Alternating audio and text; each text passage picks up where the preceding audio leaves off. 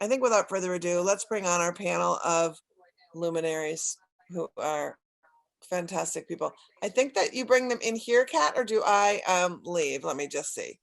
I can't remember. Is everybody here? Fantastic. Do I bring them on one by one? How should I do it? It feels crazy. I'm just looking at my intros. Let's just bring everybody out. From Whose Line Is It Anyway? And the Smartest Man in the World podcast. And the bottom of a bottle of vodka tonight, Mr. Greg Proops. Hey, y'all. Hi, Liz. How are you, darling? Hi, sweetie. You look fantastic. Thank you. You look like the progressive Babadook tonight. I'm really loving it. I like the whole That's look. the name of my new album. I like it. Hilarious comedian from, you've seen her on Will and Grace and Transparent. Ian Harvie is here.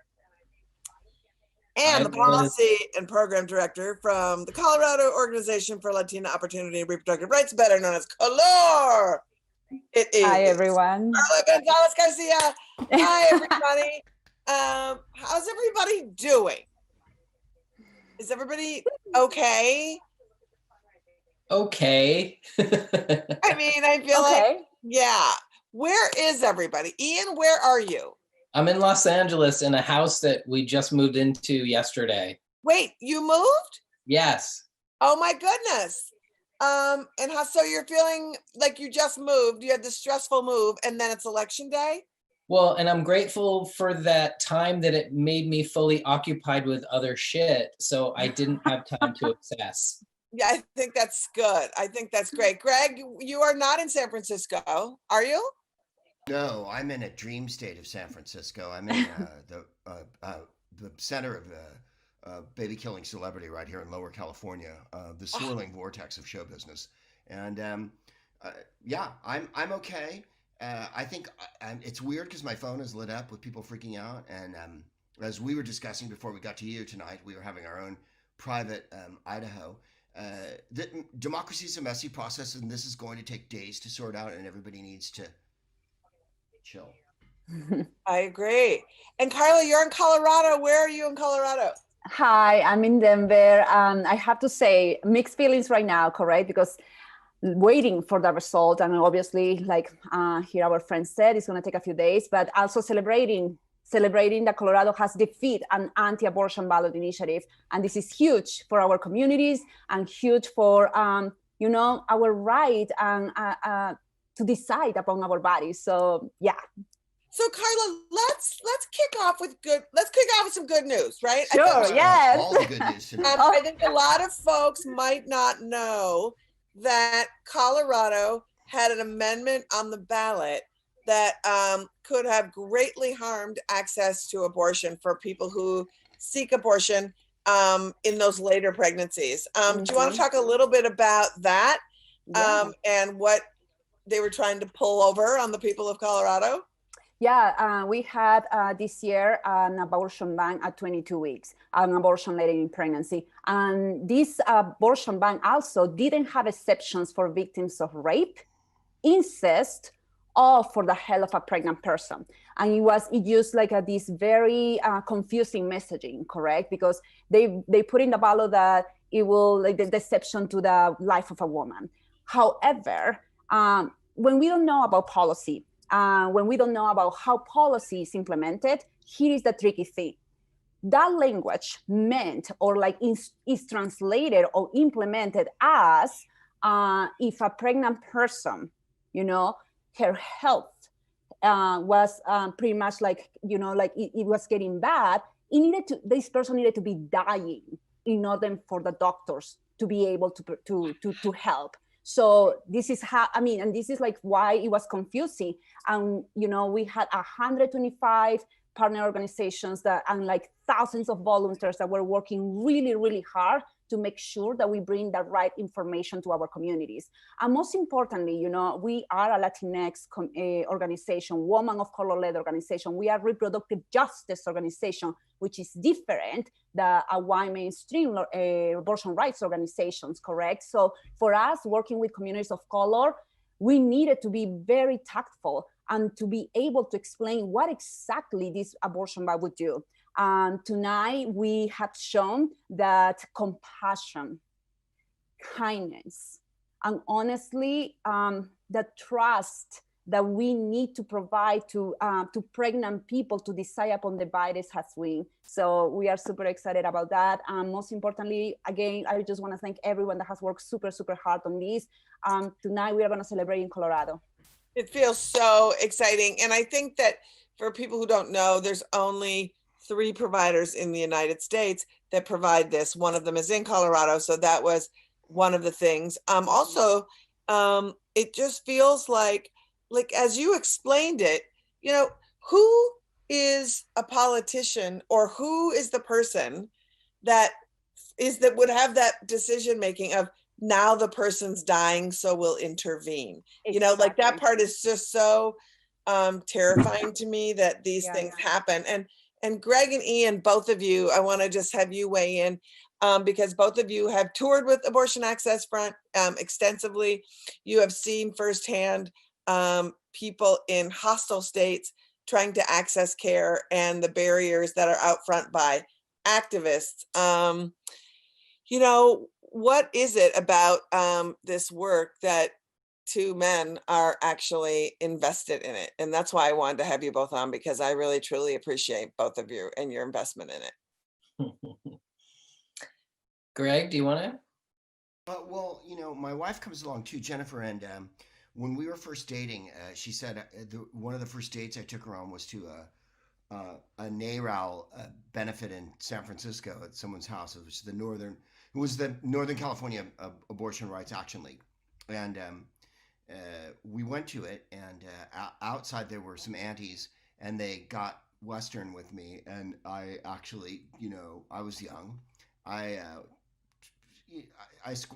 know it's hard to believe because of what I look and sound and act like, but I squared off, and they backed down, and she was like, yeah, that was like one of our first dates. And I thought, I've always been this way.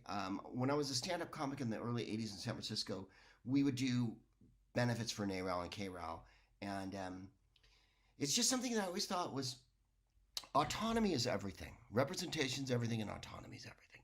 If you deny it to one gender just because you're biased against them, there's something so intrinsically wrong about it that it defied any logic in my mind. 1. 2, my father was a terrible misogynist, and I detested that.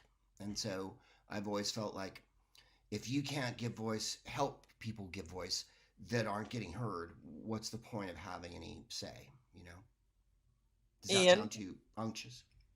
I feel like there's some intersection between trans people and people who need abortions, and that autonomy that Greg is speaking to, that you know, we need the right to be able to do what we need with our bodies, whatever that is. And so I feel like there's an intersection there, and that if I let my siblings go without support, I just feel like I have so much support in my life that I feel like that I need to give back in that way. But also, and I'm trying to say this as in a way that, like, I trust people, you know, I believe them, no matter what, when they tell me that they, you know, need something for themselves, their lives, their bodies, whatever that is. I trust people. And so I wanted to be, and I didn't know that I wanted to do this until it happened. And, you know, Greg was speaking to this a little bit of squaring off with people. I didn't really square off with anyone. But I remember being in Jackson at Pink House and seeing the line of men, you know, just accosting people who needed healthcare. And I didn't realize that it actually meant something to be a man on the other side, squaring off. And it's not just women or female-bodied people, you know, standing up for other, you know, people who need this healthcare. And so I felt like I didn't realize it until afterwards, but that it felt important to be somebody who visibly presented the way I do to stand against these horrific antis. So, you know, and I just, you know, and lastly, I want to say that to support the workers who give this healthcare, that the things that I learned that the people who provide this care go through, and the people who need this healthcare go through, I just had, such, little concept of the lengths that people were going to give people this. So it just felt important to be this guy supporting this cause in all of those ways. Well, it's like we're just sitting at this precipice. And the reason that I really like this panel is because you are all tireless fighters, and you are all have incorporated what this election means into your lives. And it means something. And I just wanted to get a touchstone from all of you, because people are talking, like right now, what's happening just on television constantly is this poll watching, numbers crunching, and it removes itself from the humanity so much, the game of it, right? And so I wanted to, before we all have to dive into that game, I just wanted to have a conversation with everybody about what it means for you. And I think I'd like to go around the horn, and I'll start with you, Karla, and just ask you, like, as after the overview of 4 years, right? What do you think is the biggest thing that's at stake when it comes to this election? Wow. I needed to breathe, because that is a very loaded question. In a sense that right now, for people of color, for Black, Indigenous people of color, we are fighting for our lives here. Just like that. We are fighting for Black lives. We are fighting for abortion access. We are fighting for families to continue to survive. We are fighting for our kids not being in cages. We are fighting for our families not being separated. We are fighting for our families not dying like with COVID because they don't have access to healthcare. We are literally here fighting for our lives. This is what is at stake for us. There is so much that we can talk about. For example, how we still are trying to make sure that ACA doesn't go away, when that has helped millions of people in this country. Even though still ACA has left behind undocumented people, but it still is helping a lot of people, correct? So for us is the fact that if we can change the way that things are going right now, it means possibilities. It means our communities will have an opportunity not just to survive, but also to thrive. It means that we are going to keep putting in the center of the conversations the most marginalized among the most vulnerable among us. The fact that we are still trying to make sure that our voices are heard in 2020, to me, is just unbelievable. As an immigrant woman of color, that I still have to fight to have a space at the Colorado legislative. It's just, a lot of times it's I cannot believe that I'm here doing this work, but also I cannot believe that there is still people out there that do not believe that we are human enough in order for us to be a voice into the process. So for us, it's also literally fighting for the rights of everyone else, healthcare workers, to be able to go to work without being worried that if something happens today, because this administration wasn't able to have a very good plan for to be prepared for COVID and to be able to end it. So that's a lot also for us that we are fighting for. So I guess at the end, we are just fighting to be able to be recognized as human beings. And that's the reality that we are in right now within this white supremacist environment. Ian, you want to add to that? I feel like this election is about, it feels like I would say yes to everything that Karla said, and add poor people, add trans people and queers, add, I feel like it's the battle between empathy and it's not really apathy, because empathy and total disconnection.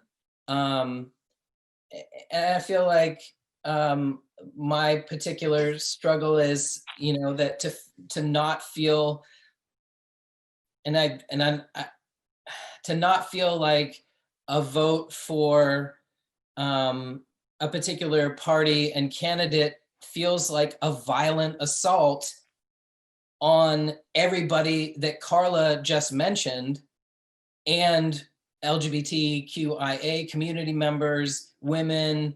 Just feel like it is an act of violence to support what has been currently going on. So supporting acts of violence versus empathy and caring and giving people rights simply because they're a fucking human being. And that you have to, it's sitting here breaking my heart to hear Karla say, we are fighting for the right we have to fucking convince you that we're human beings, just destroys me. And so I feel the same way about, about trans people and non-binary people and, trans people and non-binary people of color, and who have to try to convince people that their, murders matter, that I just, so I'm still afraid. I'm afraid of this election feels like, like violence versus empathy. I don't know. I don't know if I've even answered that question coherently. You did. You totally did. Greg. I feel like I've had one job over the last 10, 15, 20, whatever, and that's to convince white people, and white men in particular, that they really don't need to be heard as far as their needs, their wants, their desires. Those needs, wants, and desires have been etched in stone and chiseled in marble into the fabric of our society, the slave state, the oppression state, the homophobic state, the misogynist state, the prison state that exists. So I felt like, how do you get white guys to understand that humanity is in Yiddish, a mensch, that means being a human being. And a human being understands that other people are human beings, and that you're supposed to accord them, and not only accord them, but maybe move that along a little bit. Their needs might go in front of yours because you've had them for so long. But it's an almost impossible set of, all of you guys know, I'm just saying the obvious.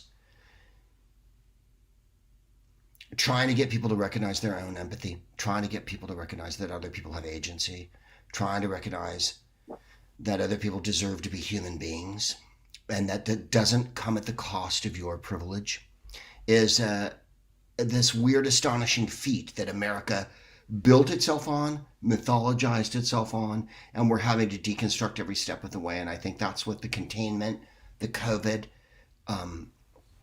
all of the white people finally recognizing that other people should have rights, which is sort of what happened in the slow motion lynching of George Floyd, that started this enormous drive toward where we are now. If I'll end there. I don't think I need to add more to the, there's nothing I can do, like you said, or white guys can do more than to let other people have the floor. Yeah. I think, listen, I think the one thing that I would add is, when it comes to quote unquote allyship in all of this, something that reproductive justice advocates, reproductive rights advocates, or those of us who are looking at this larger intersectional lens, that we have tried to and have understood that ending access to abortion is the single most prevalent thing that comes out of the right. And and I say that because it falls then into every single issue, Karla, that you talked about, right? When we talk about the ACA, what's going to happen to the ACA, and why don't we have a COVID plan? Part of that is because we at Abortion Access Fund have identified at least 50 people who work in the Department of Health and Human Services who have come directly from the anti-abortion movement. They have no skills in healthcare, in wider any pandemic crisis, in anything. Mm-hmm. That is where they come from. When we talk about kids in cages, the person who created that program, a man named Scott Lloyd, came from the anti-abortion movement, had no background in immigration reform, helping house and reintegrating people into the United States who have come from harm. In fact, went so far as to monitor the periods of underage, undocumented people who were thrown into this incarceration state, tried to prevent their abortions from happening. Mm-hmm. When we talk about systemic racism in our country, and we talk about what that is, the first thing you hear from the right is the biggest murderer of Black babies is Planned Parenthood. You know, when you talk about what have we done internationally, the last treaty we signed was with nation states that sanction rape to say that we will try to end abortion internationally, right? And so when you have these people who have no skills and who have been installed for decades into these jobs, but really now, and we hear our allies say it's a wedge issue, stop talking about it, put it aside. We need to fight as hard to make sure they're exposed so that we have qualified people working on healthcare, immigration, dismantling white supremacy, and doing all of this shit. I think that people don't understand the fabric of all of that is so steeped in everything you said, and steeped with anti-abortion zealot morons, hateful people who are just running it all. So I just wanted to throw that progressive piece in, because sometimes I think so often we're fighting our own folks to pay attention. And I'm sure, Karla, you've had that experience more than once.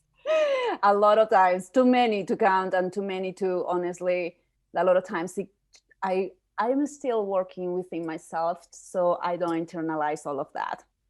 And something that I want to bring up too, since we are talking about allyship, that is very important to also to understand, is that allyship is consensual. Like, white people or those who are trying to work with us, they can't proclaim themselves allies, correct? Like, we are the ones that get to decide that, because at the end of the day, it is the work that they are willing to do with us, because they can work with us. But if they are going to work like for us or to save us, that is not going to work. We don't need more saviors. Like, what we need is like allies that are going to like lift our voices and the work that we do, so we can all move forward together. So I just wanted to add that.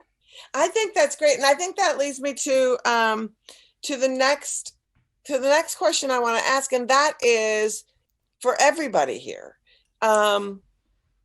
Regardless of the outcome of the election, there's going to be so much mountains of work to do, right? What would each of you say as far as like where you would like to see the work go? I'm going to stay positive with an administration that would be willing to hear change, and also it's not just about the federal level, right? It's about state politics, it's about local politics, because so much of this stuff comes out of there. So I think I'll start with you, Karla, and ask, like, where would you like to see people step in and step up and hold a new set of ears accountable? Yeah, I think like there are two things here that come to my mind, honestly. Like, one is like the work that we need to do, not just like you said at a federal level, but also like within our local communities, correct? How we, first of all, we still need to work with those that are making decisions upon our communities, correct? And to make sure that they understand what is going on with them, with our communities, so they can bring those policies that are going to impact greatly in a positive way about on our communities. Something that comes to my mind, though, in the other side is that I am excited right now, for example, to see our communities all coming together and the resiliency, for freaking God's sakes, 4 years of this, and how my people and our people are still trying to find spaces of joy, trying to find spaces where they are like taking some rest, even though the policies that we see at the local level and the federal level do not allow them to do that. But they still, my people are just so beautiful that are trying to still do things in order to like protect our families and our communities, correct? So what I want to see with the change that we all hope, I want to make sure that those in power understand or centered, like the voice of the most marginalized among us, because the work is not gonna change greatly, and it's not gonna be transformative if we still are literally passing policies that just center white privileged people. Mm-hmm. That's not how it works. When we center the most marginalized and the most vulnerable among us, we all win. No one is taking away your privilege. No one is taking away your rights. What we are trying to do here is that we are all trying to thrive together. Our communities shouldn't be suffering and shouldn't be dying right now. When I see like the high rates of death among people of color during this pandemic, there is a huge structural problem. And who we are centering right now in the conversations, and who is developing those narratives, correct? So I just really, with the possible changes that are gonna happen, I just wanna keep seeing my community like happy and thrive. I wanna make sure that my community, our communities, have what they need in order to be able to move forward and to be able to transform their lives in a way that we can deeply heal, and in a way that we can all once again look at each other and be able to truly trust in each other. Otherwise, I don't know what's going to happen. Greg? Oh, I couldn't agree with Karla more. I mean, centering people that aren't centered now is the most important thing. And to that point, I think Kamala Harris is an enormous moment in American history, and hopefully that'll carry on with. I don't think that story gets played enough, to be honest, that having a Black woman with Indian, Caribbean, and loads of different multicultural heritage has been put forward as an executive in this country. It hasn't happened before, and yet that's not the story. It's always about, him because he's mad or whatever. And I think that'll go a long way in talking about what Karla was talking about, giving people representation that don't have representation, that need it desperately. Yeah, and somebody who's had a narrative that speaks to people of color, immigrant parents, and she's not afraid to talk about reproductive justice and to talk about all the ways those things are, and introducing the concept for the first time even to people is pretty exciting. Ian, when it comes to, where did Ian go? Very interesting question. Ian here? Did Ian go away? He's coming back. I think he went to Mel's Diner up on Sunset right here in Los Angeles. All right. Well, I'm glad he went to Mel's. I think he went to go grab a little burger. Right. I don't know where he is. But to that end, Karla, I think that anybody who's worth a grain of salt, who has paid attention, I don't know why it was that it took George Floyd and not the myriad of other things that have happened in our community. I like to often call systemic racism COVID-19, because it just frames how long and where we've been in this. What is it that those of us who have had privilege and have had the mic, what is it that we can do from where you see? I didn't mean to laugh. What? You let me. It made me. I thought that was funny. What? I know, because we need direction, but yet why are we asking for? Why are we asking Karla? Because Karla do. runs an organization. This is why I'm asking. I'm not asking my Black friends to tell me how to be a better white person. I'm asking Karla, who runs Try an not to be organization. racist. Exactly. There's two different things going on here. If Karla was my friend, Just and I was try like, it. Karla, I just realized that there's a thing that's a racism, and I want to do something about it. It's just terrible. Listen, What should I do? Oh, don't worry. I get you. That's a very different dying a fire, Liz, thing. Then Karla, you run an organization that needs resources and help and people to uplift the message. Yeah. How can we be helpful in doing that? How can Greg be helpful? Because I feel like he hasn't been helpful tonight. We're all getting COVID tests, and I'm taking you all to Fiji this weekend. Just a that would be amazing. Yeah, it's I my want that birthday. invitation. Invite me. That's not gonna be starting to help. Invite me to those things. So we're gonna have sushi and whatnot.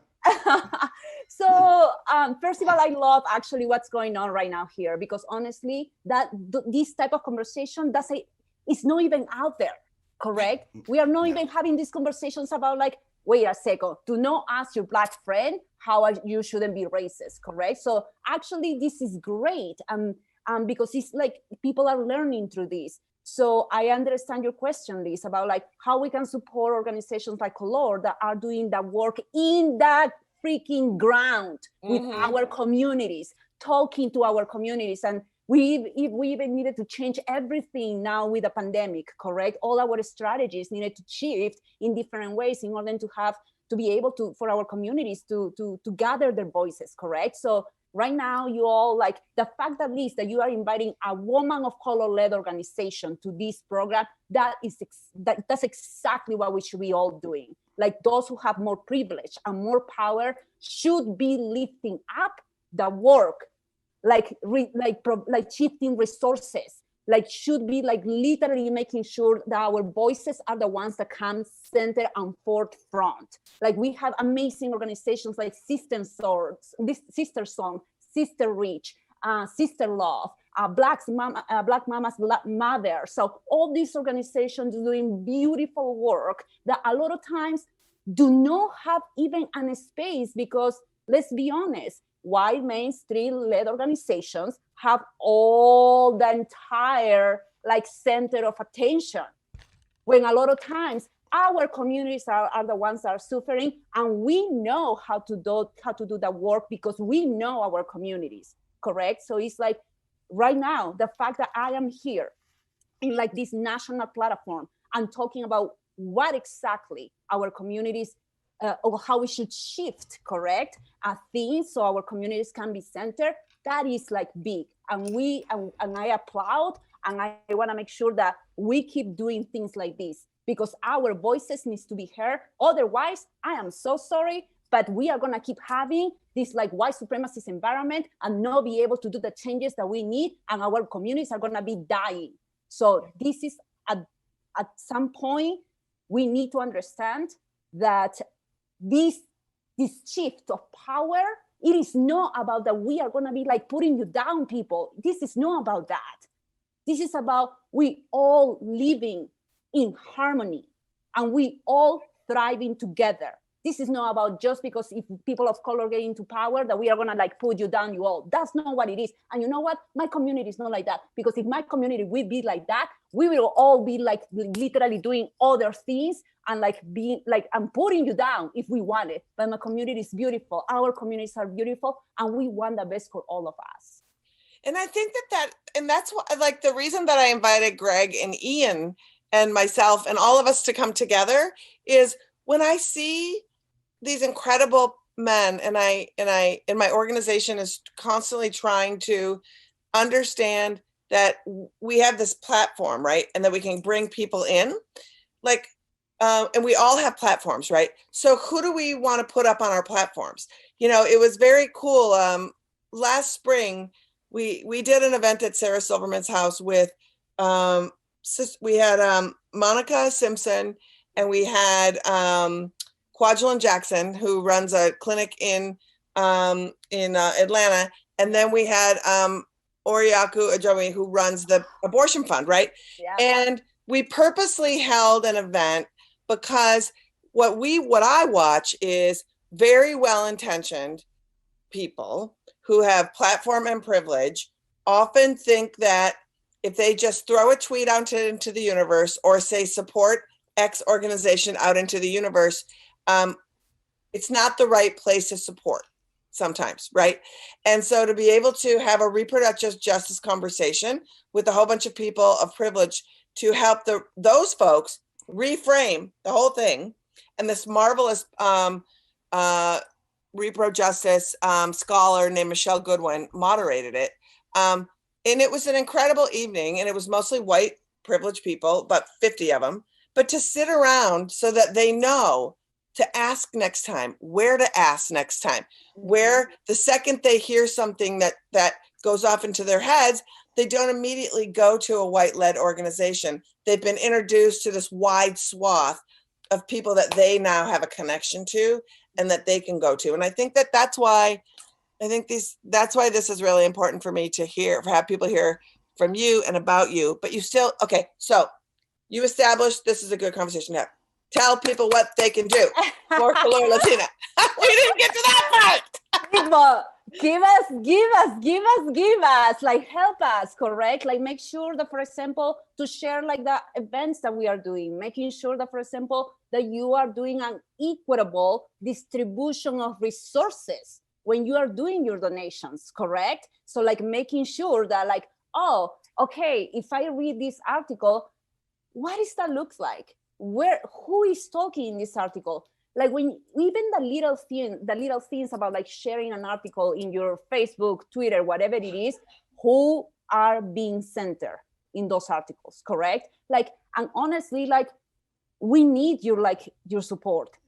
A lot of times, like for example, and this is just kind of like an experience, you know, as a woman of color-led organizations, like we are still building our individual donations, because when you talk about communities that do not have the economic capital, like our donations look completely different than white-led organizations, because our communities don't have the amount of economic capital that white people has built on the backs of Black folks, Indigenous folks, Latinx folks, you know, all our identities together. So what are you doing, honestly? Like, and I would say right now, where are you putting your money? Where are you putting your resources?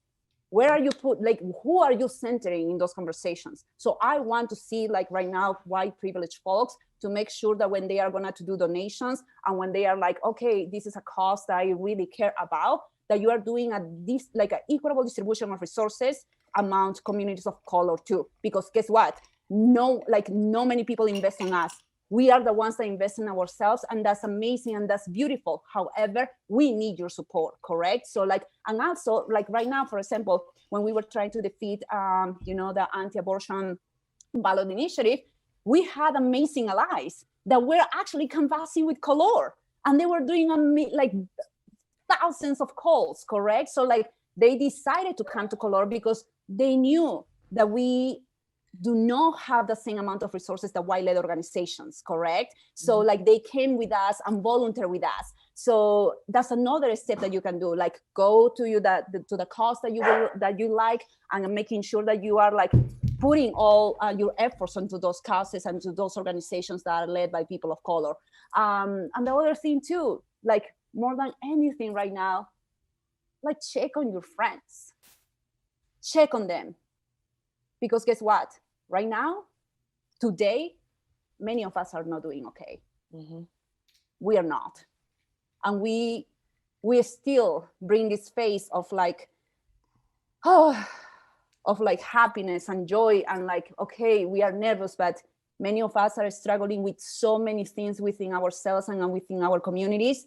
Check on them and make sure that they even have food, water, like making sure, like, are you getting some rest?